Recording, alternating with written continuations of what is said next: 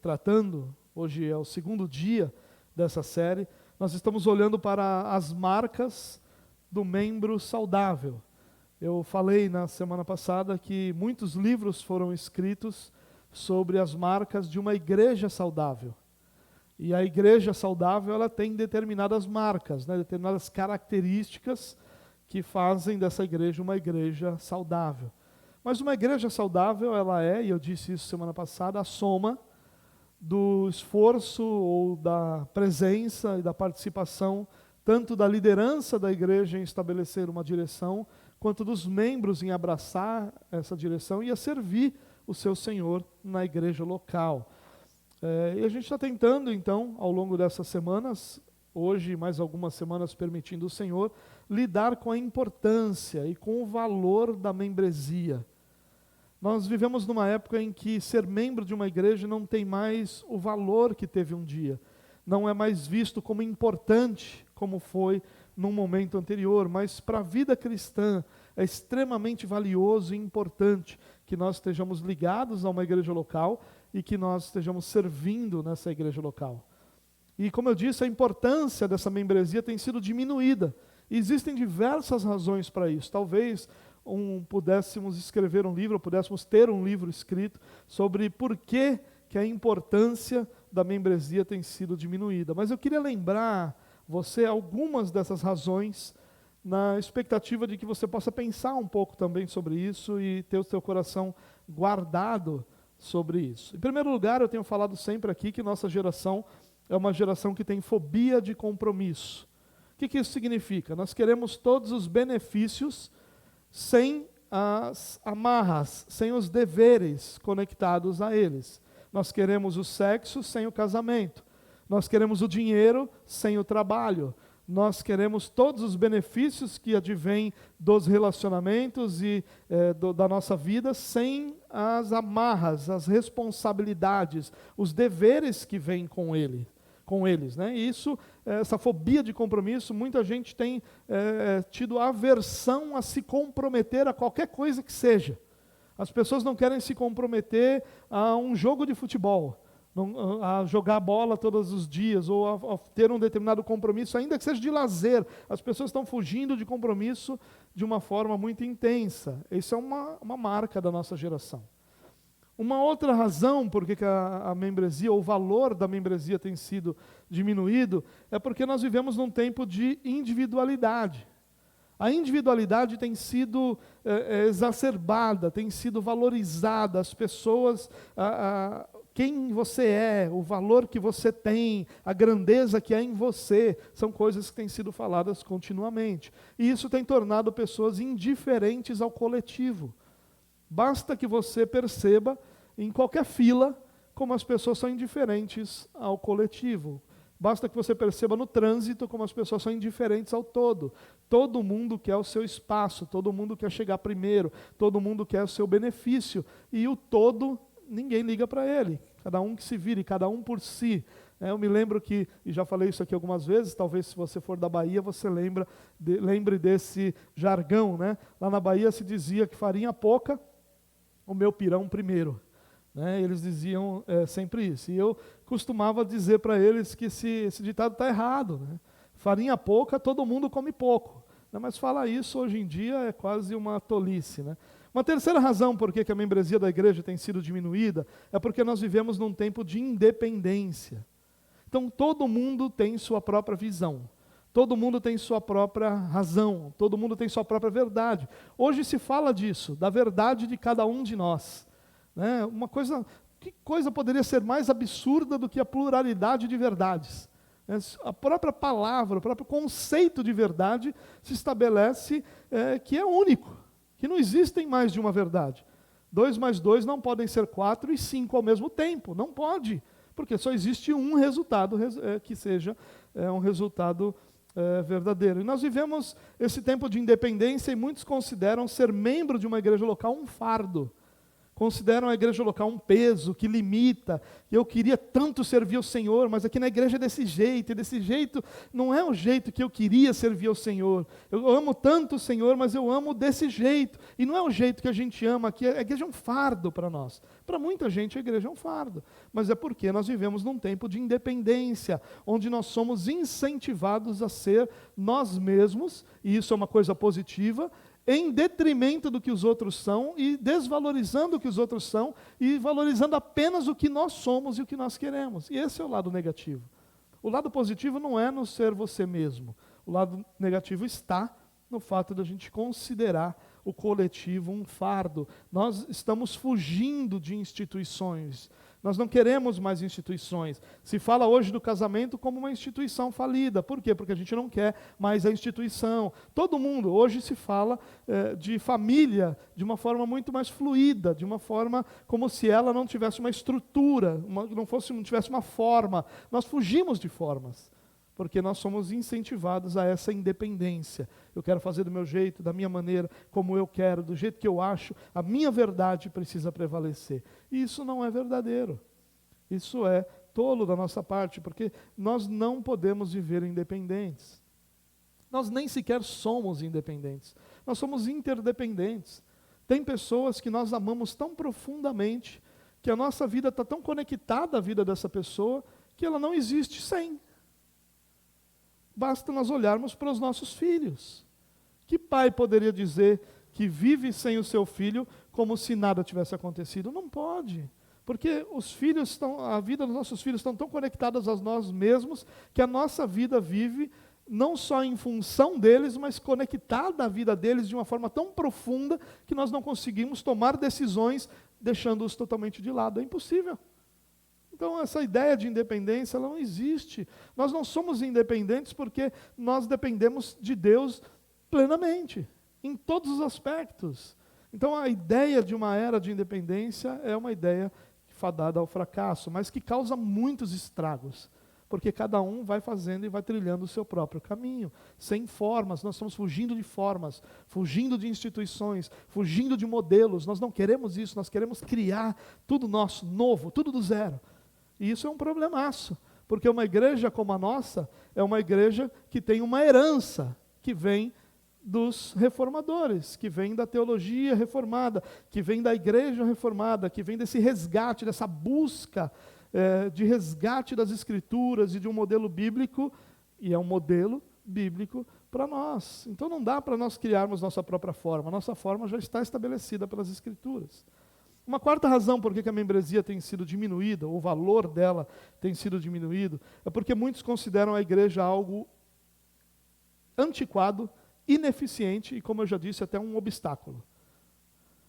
A igreja, irmãos, ela pode até ser, em alguns aspectos, antiquada e ineficiente, um obstáculo.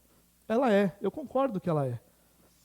E eu tenho falado sempre para os nossos líderes, o que nós fazemos como igreja, nós fazemos a um custo maior do que se nós fôssemos só uma empresa, porque nós levamos em conta uma série de fatores que uma empresa não levaria, que só levaria o lucro, nós levamos outros fatores em conta.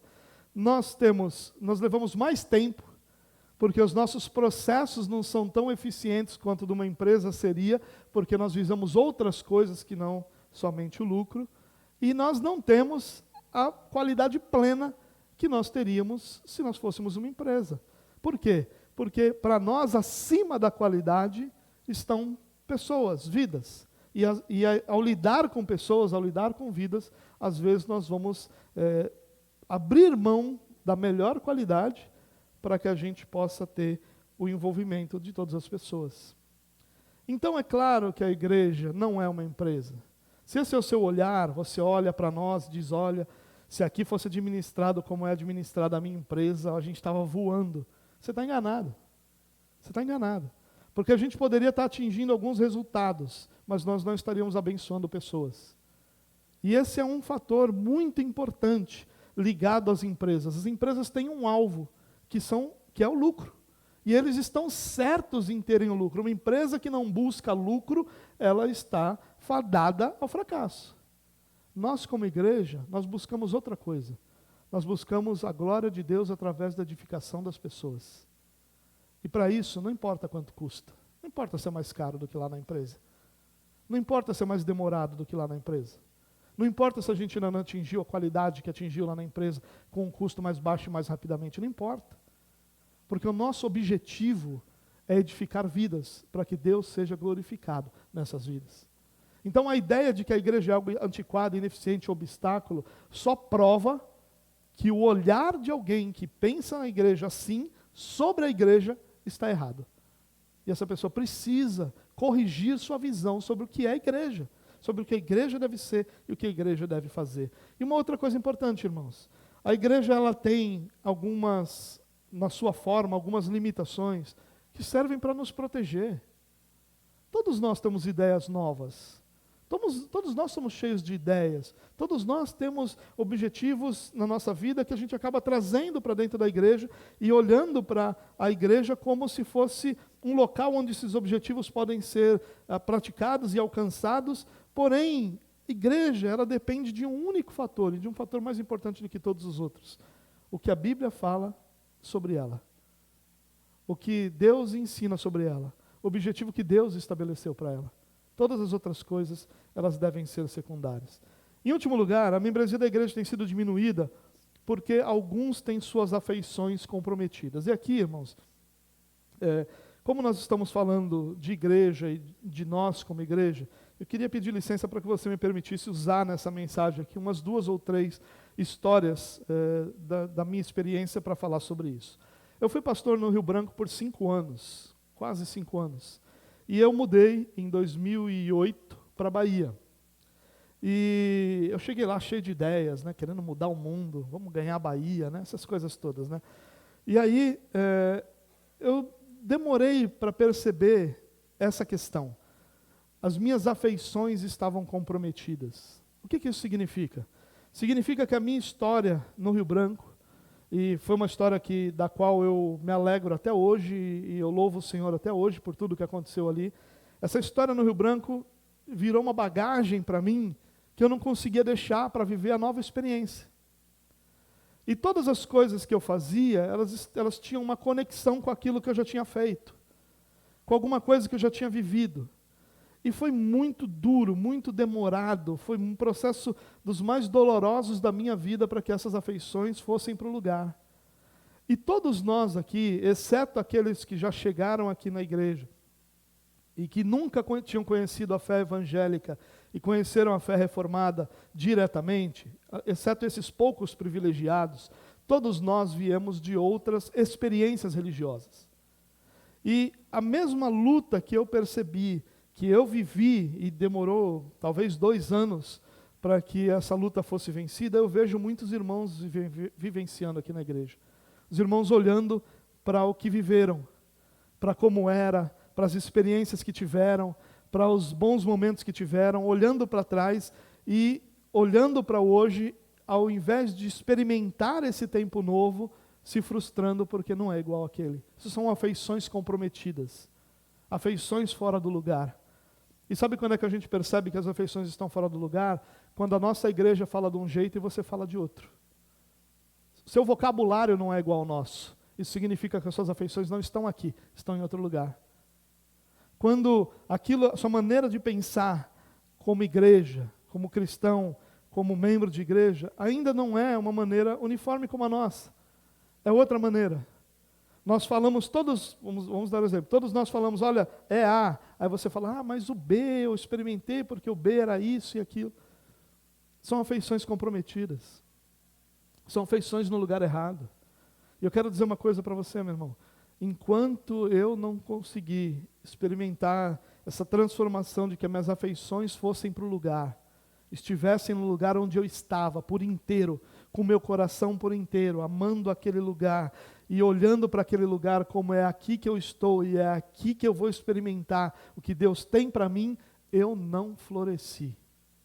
Foram 2 anos amargos, onde tudo que eu consegui fazer foi tomar decisões erradas, onde eu machuquei pessoas que eu amava, onde a igreja se perdeu, ninguém nem sabia para onde estava indo, porque eles estavam quase no Rio Branco, só faltou a gente botar num ônibus e trazer de volta, porque era quase igual.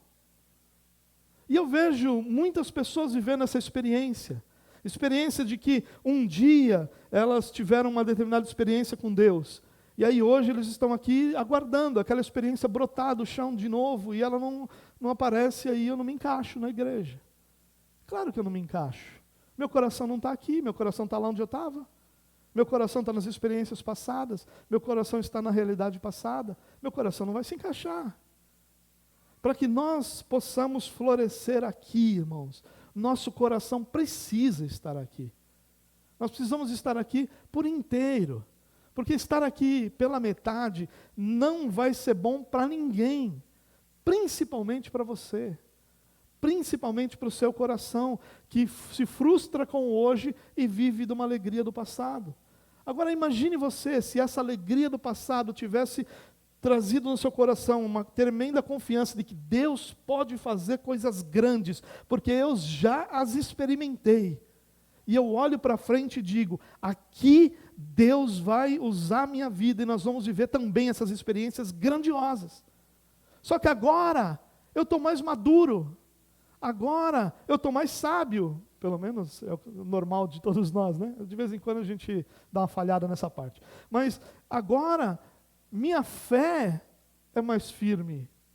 Já imaginou que experiências eu poderia viver? Mas não, eu estou lá, olhando para trás como acontecia na Bahia. Eu olhava e dizia, poxa, mas no Rio Branco os meus líderes, eu acho que eu nunca vou experimentar isso na minha vida. Os líderes que nós tínhamos ali eram líderes que trabalhavam, nós tínhamos um grupo de cavalos ali.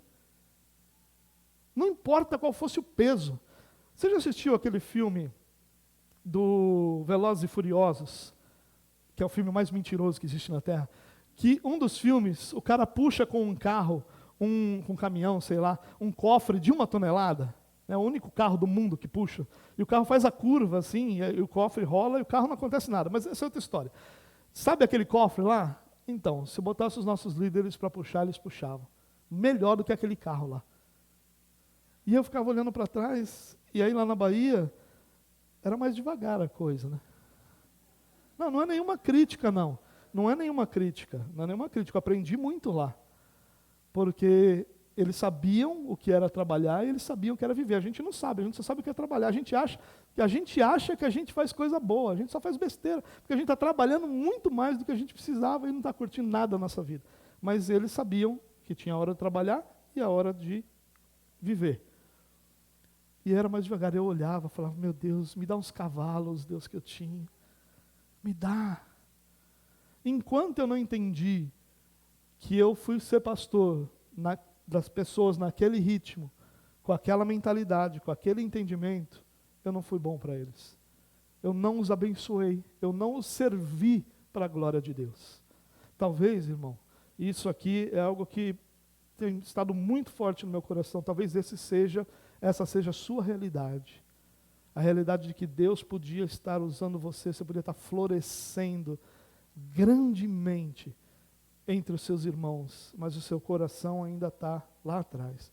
Talvez até na eclésia mesmo, quando a gente começou, lá na garagem era tão bom, e era mesmo, realmente, né? Não para mim era, quer dizer, não para quem montava e desmontava o som todo dia, e as cadeiras, mas para mim era maravilhoso, a gente estava cheio de fogo, de alegria, a gente não sabia nada, e vamos aprender tudo junto, vamos que vamos, era maravilhoso. Mas com tudo que a gente aprendeu ontem, hoje, a gente pode florescer, a gente pode abençoar muito mais. Com as experiências que nós vivemos, irmãos, nós crescemos para que possamos continuar servindo a Deus. Então, eu queria te convidar a pensar sobre isso. Será que as suas afeições não estão comprometidas? Será que você não está olhando para a eclésia e esperando a igreja que você era melhorada? Será que você não está esperando a sua experiência passada acontecer de novo? E Deus tem coisas novas para você, que você de repente não está experimentando. Nós vimos na semana passada, irmãos, que a maior marca de um membro saudável de uma igreja é o seu amor. O amor por Cristo e amor pela igreja. Jesus disse assim, certa vez para os seus discípulos, um novo mandamento lhes dou. Amem-se uns aos outros, como eu os amei. Vocês devem amar-se uns aos outros. Com isso, todos saberão que vocês são meus discípulos se vocês se amarem uns aos outros. Essa é a maior marca. E é interessante que Jesus começa com um novo mandamento lhe dou.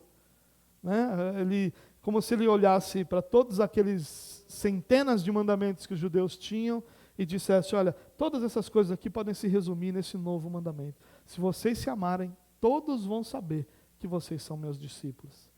Esse amor que nós falamos na semana passada é um amor que é sempre ativo, intencional, visível, compromissado. Não há amor bíblico onde não há comprometimento. Não há. E essa é a segunda característica que eu queria compartilhar com vocês de um membro saudável. O membro saudável, ele é comprometido com sua igreja local. Nós cremos, irmãos, que abraçar a igreja local e comprometer-se com ela é essencial, porque Deus estabeleceu que as experiências da fé e do amor cristão sejam vivenciadas na igreja, em nossa comunidade de fé. Deus estabeleceu isso. Isso não é um opcional para nós. Isso não é algo que a gente pode dizer, olha, do pacote do evangelho, essa questão de se comprometer com a igreja é uma coisa que eu deixo fora, porque eu penso diferente. Não dá. Porque Deus estabeleceu, é a mesma coisa que você deixar de lado a oração. Deus sabe todas as coisas. Deus sabe o que eu preciso. A Bíblia diz que sabe o que eu preciso, antes mesmo de eu pedir. Então não preciso nem pedir. Deixa Deus fazer. Seria a mesma coisa eu dizer, eu sei que a igreja local é legal, é importante, mas não estou querendo me comprometer com ela porque eu penso diferente. Assim como a oração é essencial porque Deus estabeleceu a oração como meio de comunicação, de relacionamento, como Deus estabeleceu governar o mundo através e usando as orações do seu povo, da mesma forma, Deus estabeleceu que as nossas experiências de fé e que as experiências do amor cristão seriam experimentadas em igreja local. É importante, irmãos, ressaltar que o comprometimento com a igreja local sempre será uma extensão do nosso compromisso ou comprometimento pessoal com Deus. Não dá para falar de um comprometimento com a igreja, senão como extensão do nosso compromisso com Deus. É impossível ser biblicamente comprometido com o reino sem primeiro ser submisso ao Deus do reino. Primeiro nós nos submetemos ao Deus do reino, depois nós nos comprometemos com o reino desse Deus. Aqueles que se dedicam ao reino sem amar o seu Senhor, eles fazem isso em busca de alguma coisa pessoal, de algum benefício, de alguma realização, de algum sonho pessoal. Não em busca da glória do rei desse reino. Isso é uma coisa importante, irmãos. Não dá, a gente está falando sobre compromisso com a igreja, porque esse é o tema da nossa série. Mas o compromisso com a igreja, ele nada mais é do que uma extensão do nosso compromisso pessoal com Deus. E esse compromisso pessoal nos leva a outros compromissos. Um deles, e o foco hoje, é esse compromisso com a igreja local. Eu queria ler um texto com vocês, na verdade um verso só, da segunda carta de Paulo aos Coríntios, capítulo 11, o verso 2. Se você quiser abrir sua Bíblia ou o seu celular e podemos ler juntos. Você não vai ter a projeção dele hoje, mas se você quiser ler conosco.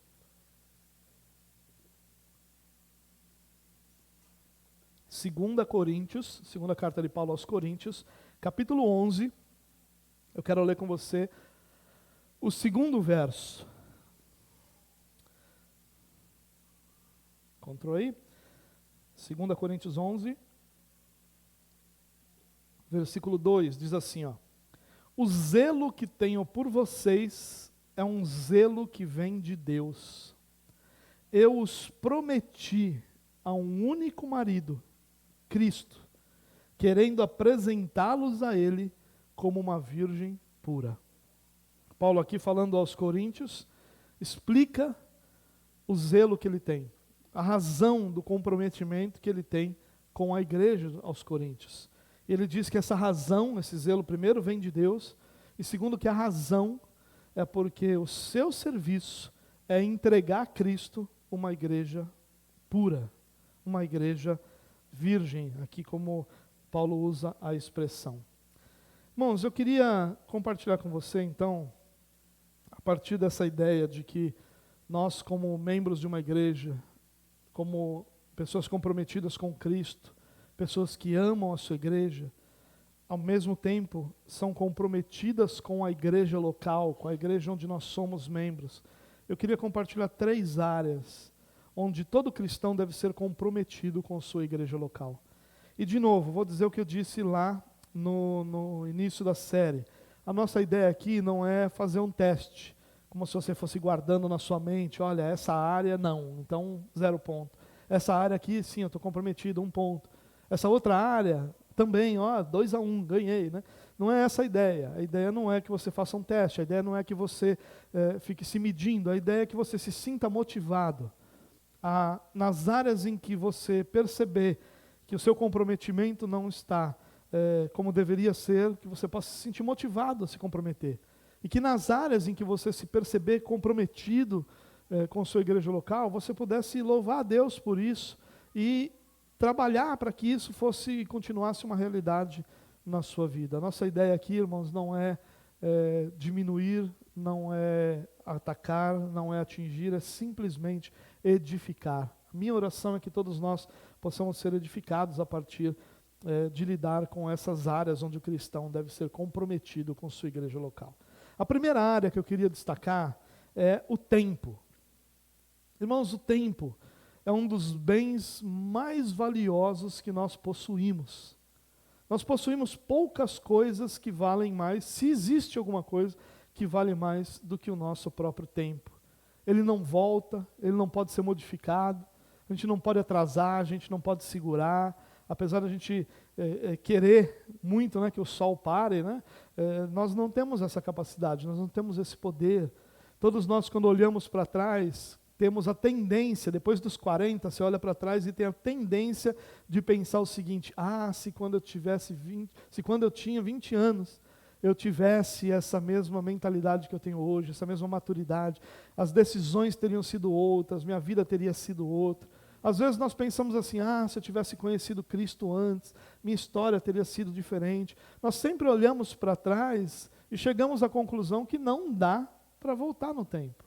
Não tem como a gente lidar. Por isso ele é um bem tão precioso, porque ele é um bem que nós usamos e ele não é renovável.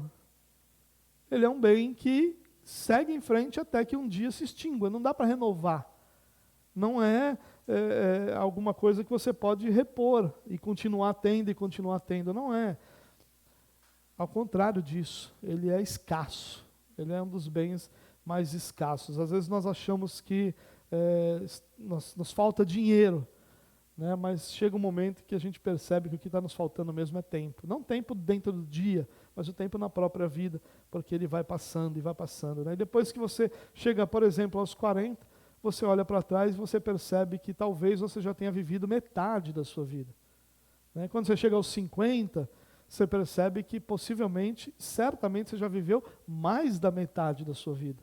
Então, que o que tem pela frente é menor do que o que você já passou, né? E isso nos dá uma ideia, uma dimensão do tempo. As Escrituras dizem que o vigor do homem é 70, 80. Depois disso é enfado e canseira, né? Então, nossa vida útil, a vida que a gente consegue aproveitar mesmo, ela é limitada, ela é de cerca de 50 anos.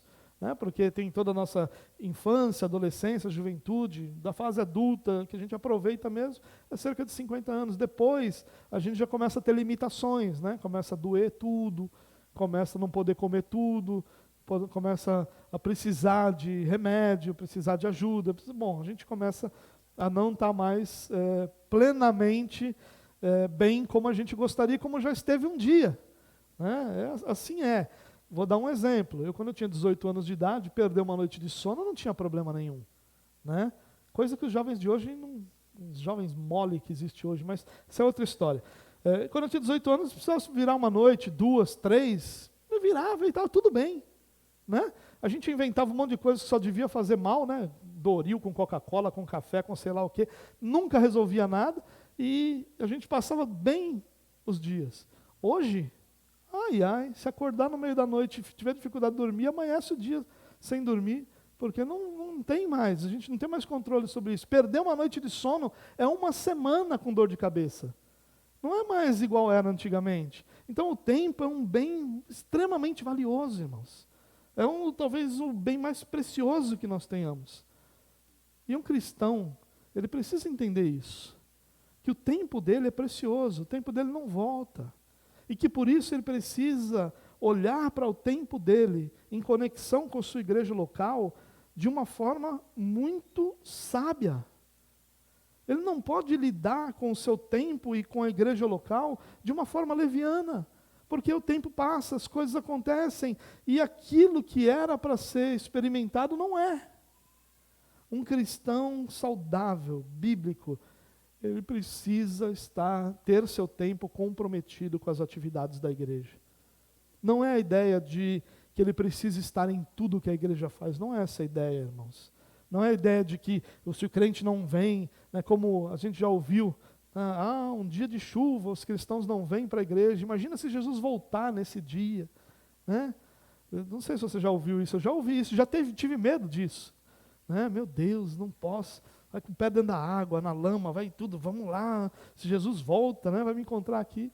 A gente sabe que não é isso. A gente sabe que a ideia não é eu não posso deixar de estar, porque não é isso. Não é essa a questão. A ideia é com que santidade eu estou lidando com o meu tempo em relação à igreja. Será que as minhas decisões são santas em relação ao meu tempo com a igreja? Será que eu valorizo na minha agenda aquilo que é importante para a minha igreja local também? Ou a minha agenda só contempla o que é importante para mim? A gente precisa pensar nisso, irmãos. Eu preciso pensar nisso. Será que quando eu olho para o culto de domingo, eu olho para ele como um presente de Deus para a minha vida? Ou eu olho para ele como mais uma atividade que vai depender do meu bom humor? A única atividade que não depende do nosso bom humor é o trabalho. Essa tu vai trabalhar cansado, com dor de cabeça, com sono, com mau humor, essa você vai. Mas as outras atividades, né, quantas vezes você já se programou, sai de manhã para trabalhar e diz, olha, quando eu voltar hoje vou fazer tal coisa. Só que aí você volta moído do trabalho, aí você fala, não vou fazer isso não. É uma atividade que depende do seu humor. Né? Você se compromete e diz, olha, vou sair, eu vou passear, esse verão eu vou passear. Né? Aí você está cansado, está cheio de coisa para fazer, falta dinheiro, o trabalho vem, você não consegue passear. São atividades que dependem de circunstâncias. A igreja não pode ser uma atividade que depende de circunstâncias. Ela precisa ser santa para você. Ela precisa ser um presente de Deus para você, ela precisa ser valorizada por você. Irmãos, nosso culto de domingo é o maior presente que o Senhor nos concede como igreja na nossa semana. É assim que eu preciso olhar, é assim que você precisa olhar. Não é concebível que nós como cristãos olhemos para o culto de domingo de outra forma, senão como o presente que Deus nos deu para que nós o cultuemos, para que nós o louvemos, para que nós como igreja juntos levantemos a nossa voz, cantemos ao Senhor, recebamos uma palavra dEle, louvemos a Deus, para que nós como igreja possamos cultuá-lo. Isso é um presente para nós, irmãos. Isso é uma bênção de Deus para nós. Pessoas em muitos países estão orando ao Senhor pedindo isso, enquanto nós muitas vezes estamos cansados para vir. Ou estamos entristecidos para vir, ou estamos, com qualquer coisa para vir. Não é possível isso, irmãos, inaceitável para o nosso coração. Você deve não aceitar isso de forma alguma. Sabe aqueles negocinhos que você faz, que quando alguma coisa te incomoda, você vai, não aceita isso para a minha vida. Faz isso com não vir no culto de domingo.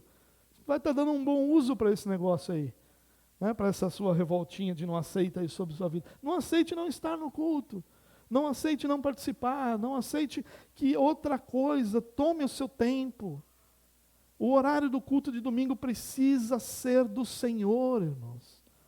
A igreja reformada, ela sempre valorizou o domingo como o dia do Senhor, como o dia em que nós devotamos o nosso dia ao Senhor, estando com pessoas que nós amamos, abençoando pessoas e cultuando o nosso Deus. Hoje nós temos um culto no domingo, irmãos. Os nossos pais na fé, iam para a igreja de manhã, cultuavam, tinham escola dominical, voltavam à noite para o culto de novo, com 2, 3, 4 filhos, sem carro, e tendo que ir trabalhar na segunda, do mesmo jeito que nós vamos, do mesmo jeito que você vai. Todos os nossos pais na fé fizeram isso e nos legaram à igreja. Eu fico pensando em que legado nós vamos dar para os nossos filhos. Quando os nossos filhos puderem decidir vir para a igreja ou não, será que eles vão escolher vir para a igreja? Ou será que o exemplo que eles vão ter de nós é: eu não preciso ir porque meu pai sempre que está cansado não vai. Eu não preciso ir porque meu pai sempre que tem uma festinha, ele prefere ir na festinha. Eu não preciso ir porque sempre que tem uma outra atividade, a outra atividade é primeiro.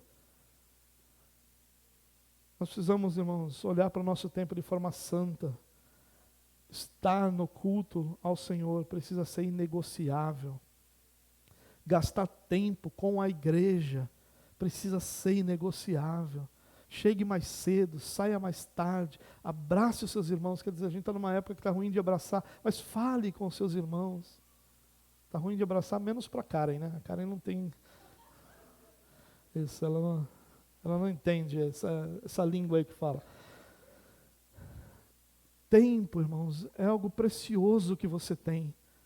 E você vende a maior parte do seu pelo seu salário. A maior parte do seu tempo é vendida, não pertence mais a você. Ele é entregue pelo salário que você recebe. Ele é negociado pelo salário que você recebe. O que você tem, use para a glória de Deus, irmão.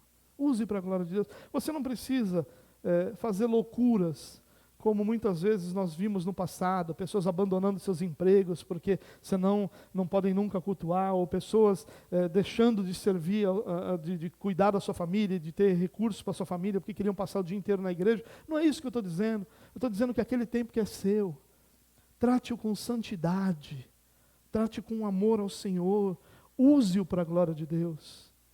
Não é uma questão de outra coisa, senão de tomar a melhor decisão. Talvez a melhor decisão seja não estar aqui, ou a única decisão seja não estar aqui, por uma série de razões, por qualquer motivo que seja, e que seja um motivo que você entenda como santo e justo. Tudo bem, ninguém vai conseguir estar em todos os cultos, mas trate como algo prioritário na sua agenda, louvar ao Senhor, estar com o Senhor. Pense nisso, irmão.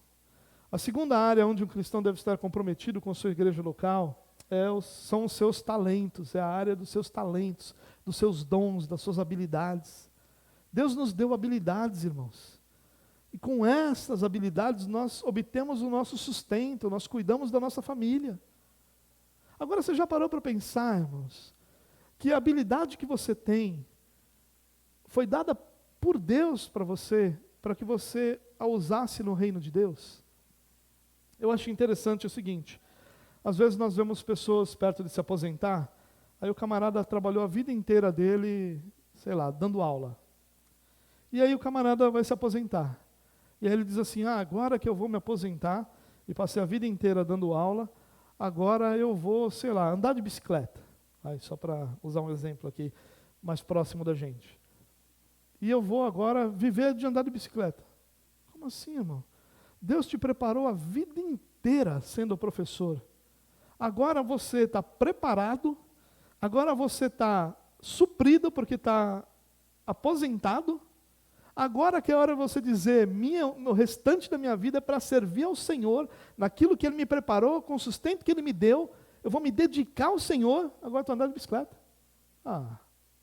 Talvez o exemplo não tenha sido melhor, né? Porque tem irmãos que andam de bicicleta aqui. Nenhuma menção, né? Vamos dizer outra coisa. Vou criar cavalo, pronto. Agora tu vai criar cavalo? Tu sabe o que é um cavalo? Tu não sabe nem o que é um cavalo. Tu está aprendendo tudo agora. A vida inteira, irmãos, a vida inteira nós fazemos uma coisa. E aí, chega na aposentadoria, o cara quer fazer outra. Ao invés de servir a Deus com aquilo que Ele tem, com aquilo que Ele é, aquilo que Ele sabe fazer. Às vezes, irmãos, nós temos habilidades, e aí nós chegamos na igreja e dizemos: olha, minha habilidade é essa, mas eu passo a semana inteira lidando com isso. Eu não quero lidar com isso aqui, não. Como assim? Deus passa a semana inteira te preparando para servi-lo no domingo. Aí chega no domingo e tu quer fugir disso. Não funciona. Não funciona, irmãos. Deus tem te dado habilidades. Deus tem te dado talentos. E talvez você diga assim, o talento que eu tenho é uma coisa que não existe na igreja. Não existe isso. Talvez a atividade que você exerce não tenha aqui na igreja. Mas talvez você lide com pessoas, você vai poder lidar com pessoas. Talvez você lide com organização, você vai poder lidar com organização. Talvez você lide com ideias, vai poder lidar com ideias.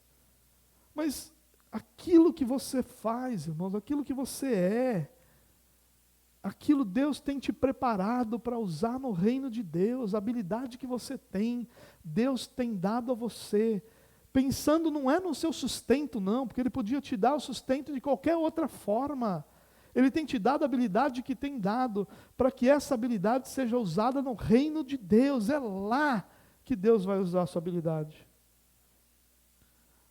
Aos jovens que acham que não têm habilidade para compartilhar, essa impetuosidade, esse desejo de fazer, essa perturbação que não para de querer coisa nova, é isso que serve ao reino de Deus. Aos mais maduros, é a sua experiência que equilibra o reino. É a experiência que você já tem, as lutas que você já enfrentou, os tombos que você já tomou, os nãos que você já recebeu na cara, é isso que equilibra o reino de Deus. Aos aposentados, aos mais antigos, você já parou para pensar que nas Escrituras, as pessoas mais usadas por Deus seriam chamadas de velhos por nossa geração? Moisés, Abraão. Olha para esses homens. Todos eles seriam chamados de velhos. Josué. Para Caleb. Pessoas que depois de viverem uma vida inteira, estão agora prontos. Deus está chamando cada um dos seus filhos para servi-lo naquilo que eles têm, naquilo que eles são, da forma que eles são capazes de servir. É próprio Deus que distribuiu talentos diferentes às pessoas, para que o reino de Deus fosse edificado. Se cada um de nós botasse o que nós temos como habilidade a serviço do reino de Deus, o reino seria expandido de uma forma muito mais plena. A igreja floresceria de uma forma muito mais plena. Em último lugar, o cristão deve ser comprometido com seus recursos. Segura aí, irmão, que agora eu quero falar um pouquinho sobre isso. O reino de Deus, ele é espiritual, é verdade. Mas a igreja de Deus não está no céu, ela está na terra. Ela não está lá no céu, ela está aqui. Deus não habita em templos feitos por mãos humanas, mas é num templo feito por mãos humanas que a igreja se reúne. A igreja precisa de recursos para avançar. E sabe onde estão esses recursos? Você lembra que Jesus precisava pagar o imposto do templo? E aí, então ele vai lá e pesca um peixe e tem dinheiro lá na boca do peixe? É lá que está o dinheiro, na boca do peixe.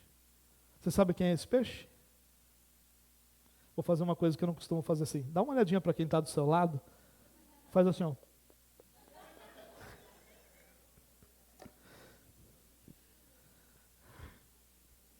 Que saudade que eu estava de falar isso. Brincadeira, não está saudade não. Sabe onde está esse recurso, irmão? Está com você. É lá que está esse recurso. Sabe por que não está aqui na igreja? Porque está com você. Deus deu recursos aos seus filhos para que eles os dispusessem na igreja. Todo cristão saudável entende que a igreja ela é sustentada pela generosidade de cada um dos seus membros. Senão, que outra forma nós teríamos para sustentar a igreja? Sabe, irmãos, eu quero dizer uma coisa para você, não se deixe ser enganado quando o assunto é dinheiro na igreja. Ninguém aqui é criança. É claro que nós sabemos que existem muitas igrejas onde pessoas estão enriquecendo com essa arrecadação. Nós sabemos disso. É claro que nós sabemos que existem muitas igrejas onde os recursos são mal utilizados, são utilizados em benefício de pessoas. Nós sabemos de tudo isso. Mas não se deixe enganar, irmão. A igreja ela é sustentada pela contribuição dos irmãos. Hoje em dia há um movimento muito forte contra o dízimo. E deixa eu dizer uma coisa para você. Você já parou para pensar alguma vez que a pessoa que tem dito para você que dízimo não é algo de Deus, que dízimo não deve ser abraçado pelo cristão, ela pode estar dizendo isso porque o coração dela está absurdamente machucado pela igreja? Ela não está falando aquilo que é, ela está falando o que é fruto da mágoa e da frustração do coração dela pela igreja. Já parou para pensar? Que talvez você esteja sendo envolvido na frustração de outro. Já é uma coisa horrorosa nós vivemos frustrados, vivemos debaixo da frustração de outro. Cuidado com isso, irmão. Cuidado com isso. Eu nunca conheci alguém que disse assim, não, o dízimo não é para ser entregue aqui, porque eu acho que a gente tinha que dar 20%. Tu já conheceu alguém? Todas as pessoas que acham que o dízimo não é um modelo, se você disser para mim assim, olha, mas aquelas maldições lá do Antigo Testamento, não, elas não estão sobre o crente. O crente não vive debaixo de maldição ao não entregar o dízimo, porque ele não faz isso como uma lei, ele faz isso como uma expressão de amor, ele faz isso como uma expressão de gratidão, como compromisso com a igreja.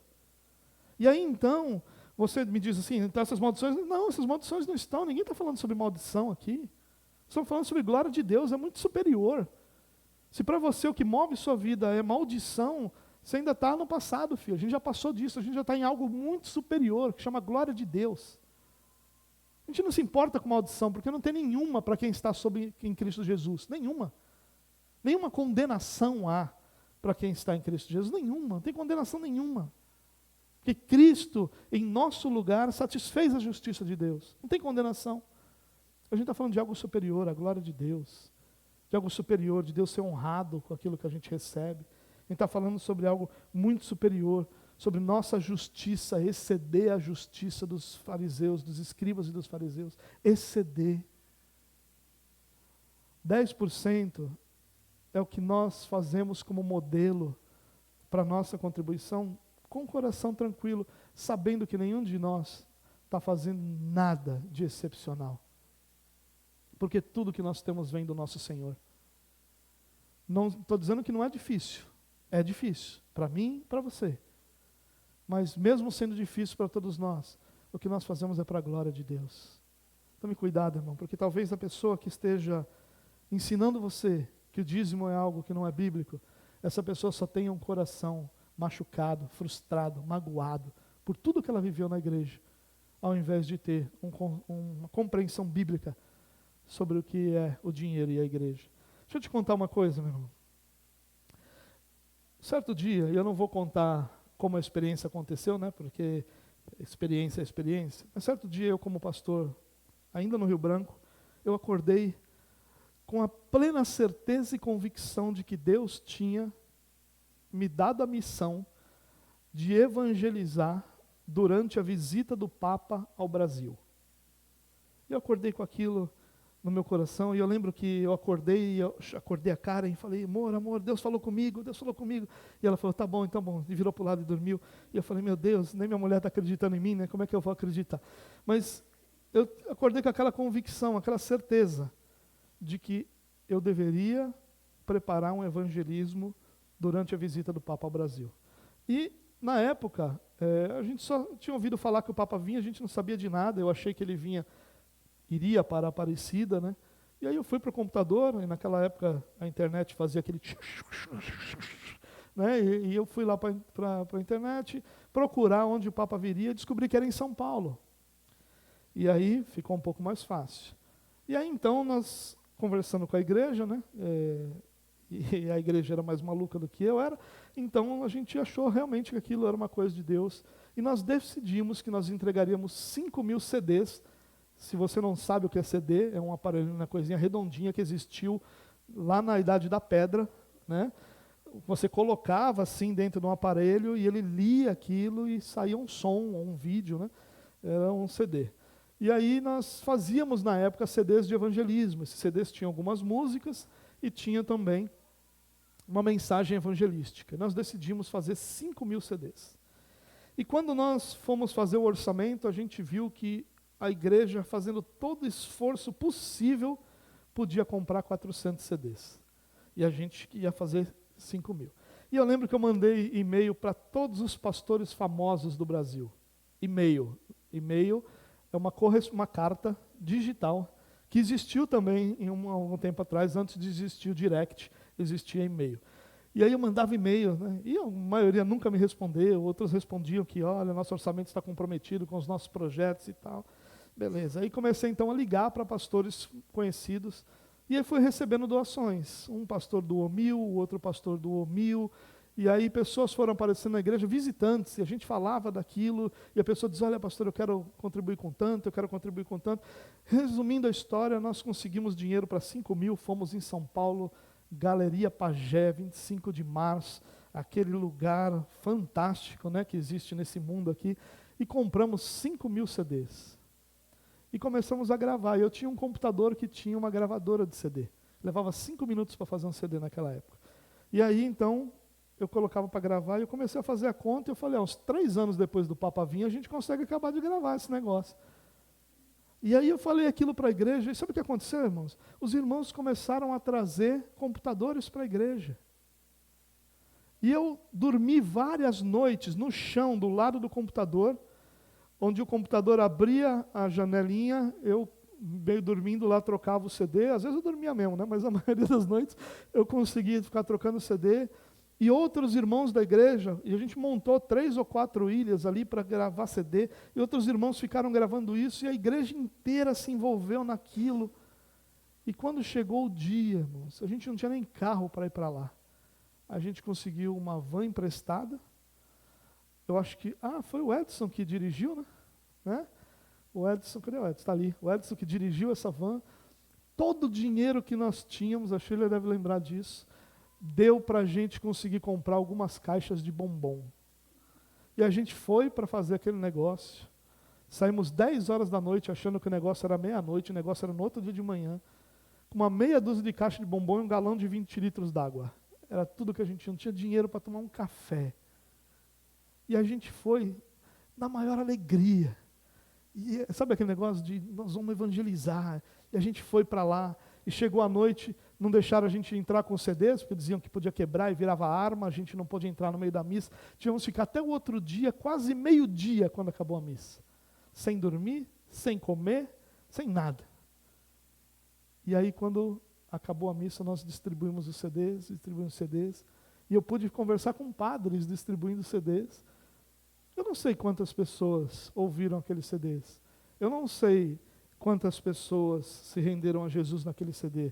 Tinha uma mensagem, tinha um convite à salvação, tinham músicas que foram até autorizadas por um músico aqui da Baixada muito, muito amoroso que nos ajudou nesse projeto.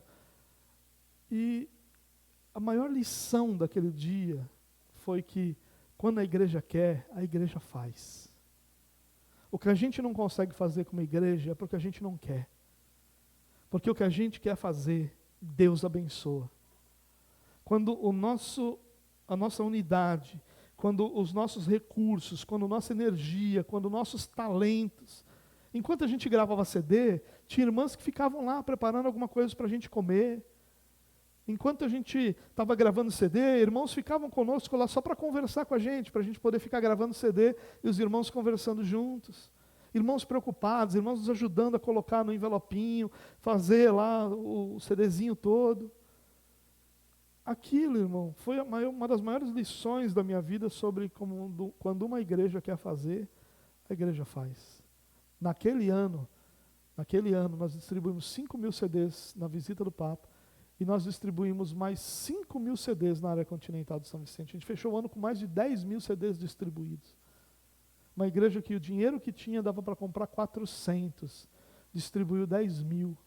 Sabe por quê? Porque a igreja entendeu que os seus recursos, que os seus talentos e que os seus tempos comprometidos com o reino de Deus e com a igreja local produzem glória a Deus. Se nós queremos glorificar a Deus, irmãos, nós precisamos botar a mão na massa. Nós precisamos gastar nosso tempo, nossos recursos, nosso dinheiro, nossa energia, colocar nossos talentos a serviço do reino de Deus, para que o reino de Deus avance. Nós não podemos cair no engano de que, como Deus é soberano, Ele vai fazer, se Ele quiser, do jeito que Ele quiser, quando Ele quiser, sendo que Ele nos ordenou servi-lo. Jesus disse certa vez que a seara era grande, que nós deveríamos orar por pessoas que trabalhassem na seara. Olha para isso. Jesus não disse, então orem para que o Pai faça, já que faltam trabalhadores. Ele disse, não, orem para que Deus envie trabalhadores. Porque é trabalhando que o reino de Deus se expande. É servindo a Deus que pessoas são edificadas. Hoje, irmãos, nós podemos não ter a melhor estrutura do mundo. Aliás, nós estamos longe disso. Mas toda a estrutura que nós temos aqui, nós temos porque pessoas se sacrificaram seu tempo, sacrificaram seus talentos, sacrificaram o seu dinheiro, para que nós pudéssemos estar nesse lugar servindo ao Senhor. Nada que tem aqui veio sem sacrifício. Nada. Até as coisas das quais você reclama, vieram com muito sacrifício de muita gente que colocou a mão no arado, que gastou o seu tempo e que botou os seus recursos. É fácil falar, discurso é muito bonito, é fácil apontar os nossos erros, é fácil apontar as nossas dificuldades, difícil é botar a mão na massa, difícil é botar a mão na vassoura para varrer a igreja, difícil é chegar aqui meia hora mais cedo para abraçar os irmãos, isso é difícil. Falar é fácil, todos nós sabemos os nossos erros, e nenhum de nós tem escondido nenhum deles, eles estão diante de nós. Mas Deus nos reuniu, irmãos, para que nós servíssemos ao Senhor. E eu não tenho dúvida nenhuma que o dia que nós colocarmos nosso coração por completo nessa obra, Deus vai nos fazer florescer e vai transformar essa área onde nós estamos inseridos. A igreja é agente de transformação de Deus, e Deus vai transformar essa zona noroeste a partir do trabalho dos irmãos nesse lugar. Eu não tenho dúvida disso. Não tenho dúvida disso. Porque Deus abençoa toda a obra que é para a glória dele. Toda a obra. Sem exceção. Então, irmãos, o que eu queria dizer para você é o seguinte: se comprometer com a igreja não é um fardo, não é uma perda, mas é um ganho. Nós estamos lidando com o que é eterno.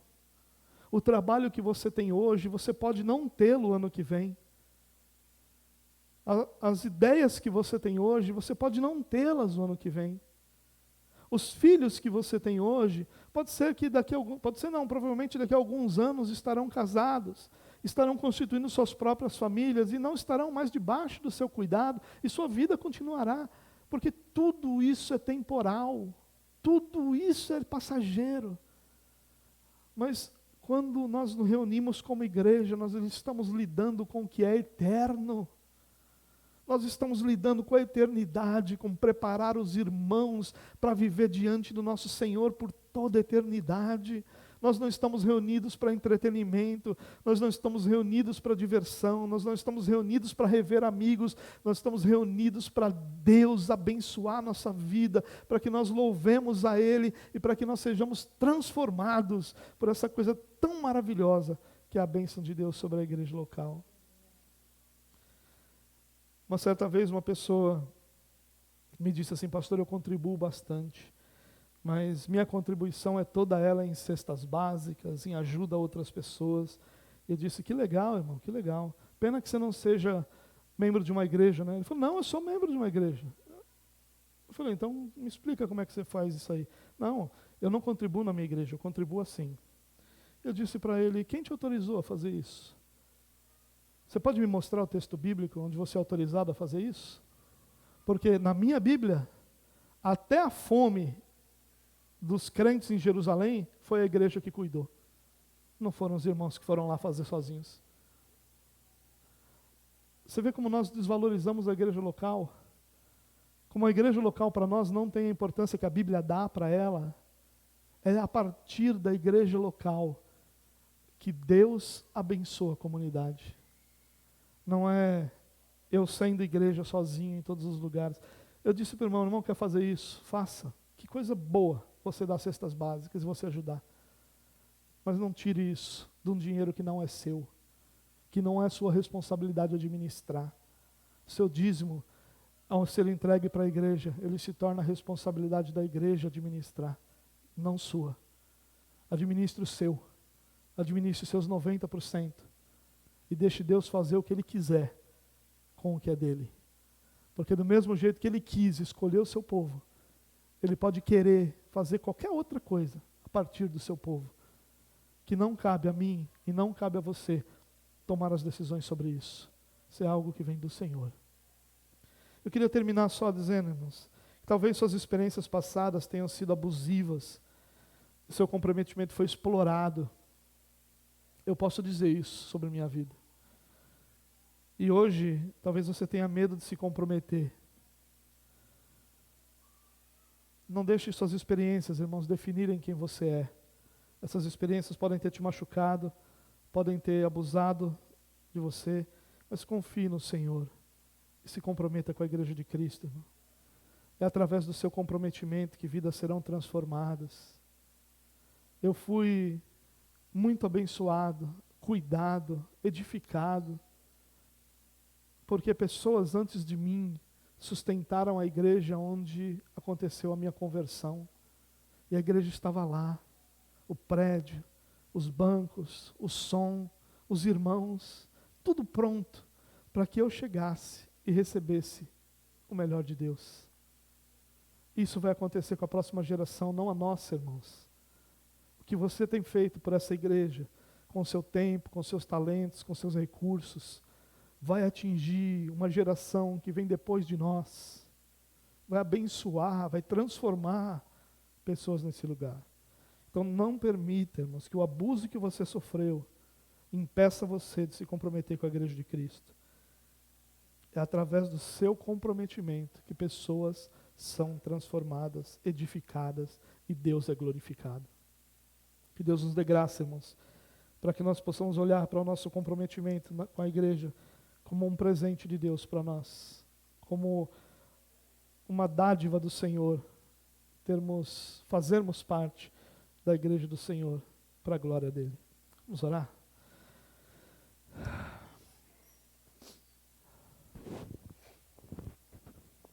Pai, nós te louvamos pelo privilégio de sermos igreja do Senhor. Te louvamos, Deus, pelo privilégio de termos uma igreja da qual nós façamos parte e podermos, direcionados pelo Senhor, servir nesse local. Que o Senhor possa nos dar graça, Deus, de olhar para o nosso comprometimento e possamos buscar no Senhor que Ele seja aprofundado, enraizado e que dê frutos para a glória do Senhor. Ajuda-nos, Deus, a amar a sua igreja com um amor prático, com um amor real, com um amor vivo. Não permita, Senhor, que o nosso amor seja apenas um discurso, mas ajuda-nos, Pai, a amar a tua igreja de todo o nosso coração, para a glória do teu nome. Direciona-nos, Deus, instrui-nos, ajuda-nos a entender, ilumina o nosso entendimento, para que possamos compreender a grandeza, não da nossa igreja, da nossa denominação, mas a grandeza de uma igreja local em nossa vida, de termos uma igreja em nossa vida, de fazermos parte de uma igreja, a partir de onde o Senhor conduz todas as coisas, a partir de onde o Senhor abençoa a cidade, o bairro, a região onde a igreja está inserida, local onde nós somos edificados, instruídos, tratados, para a glória do seu nome, Deus. Pai, nos abençoe, nos ajude, Deus, a podermos olhar para a tua igreja e termos alegria em nosso coração a partir desse olhar, em nome de Jesus, Deus. Amém. Amém.